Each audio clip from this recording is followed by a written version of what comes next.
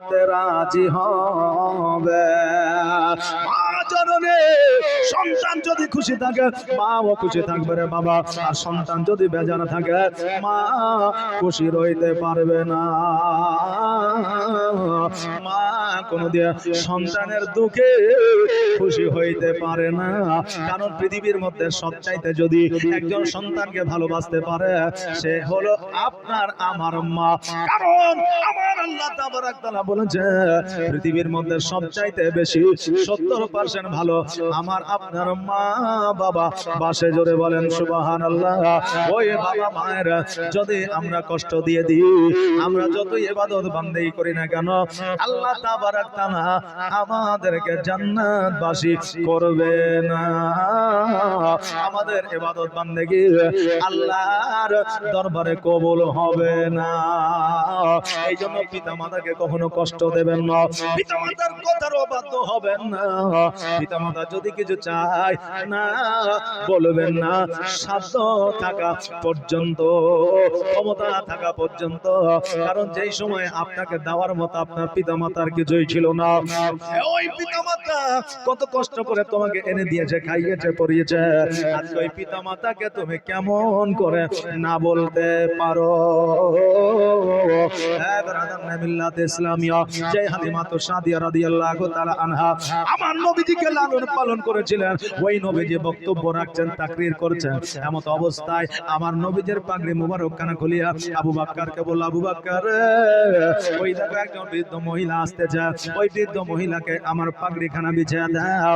ওই মহিলা যেন মরুভূমির উপরে, বালির উপরে না বসে, আমার পাগড়ির উপরে যেন বসে যায়। জোরে বলেন সুবহানাল্লাহ। আবু বকর বলে, ইয়া রাসূলুল্লাহ, পৃথিবীর মধ্যে এমন কোন নারী আছে যে আপনার পাগড়ির মুবারকের উপরে বসবে? পৃথিবীর মধ্যে কেমন এমন লোক আছে যে আপনার পাগড়ি মুবারকের উপরে বসবে? ওই মহিলাকে আমার পাগড়িটা দিতে পারতাম, আবু বকরের পাগড়িটা দিতে পারতাম, হযরত আলীর পাগড়িটা দিতে পারতাম, হযরত ওমরের ফারুকের পাগড়িটা দিতে পারতাম। আপনার এত নামি দামি, আপনার এত মান ও সম্মানের পাগড়িখানা কেন দেবে?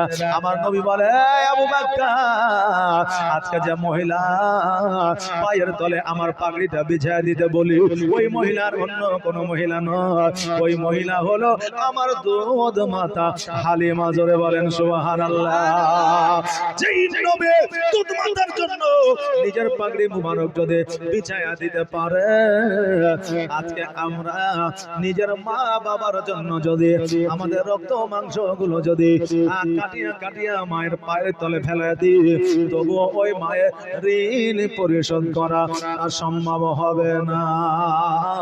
ওই মায়ের ভার বাবা পরিশোধ করা সম্ভব হবে না। এই জন্য পিতা মাতাকে কোনদিনও কষ্ট দেবেন না। জোরে বলেন ইনশাআল্লাহ। একটা আওয়াজ দিয়ে বলেন ইনশাআল্লাহ। বিরাদার, যারা মাকে ভালোবাসে তারাই ওলি হয়েছে, আউলিয়া হয়েছে, আল্লাহর প্রেমিক হয়েছে, আল্লাহর দোস্ত হয়েছে। জোরে বলেন সুবহানাল্লাহ। তাই আমরা যেন মা বাবার সঙ্গে মহব্বত করে জীবন যাপন করতে পারি, আল্লাহ যেন সেই তৌফিক দান করেন। সকলে বলেন আমিন সুম্মা আমিন। এই দেখেন ডাকের জিনিস, ডাকের মাল অনেক আছে। এই দেখেন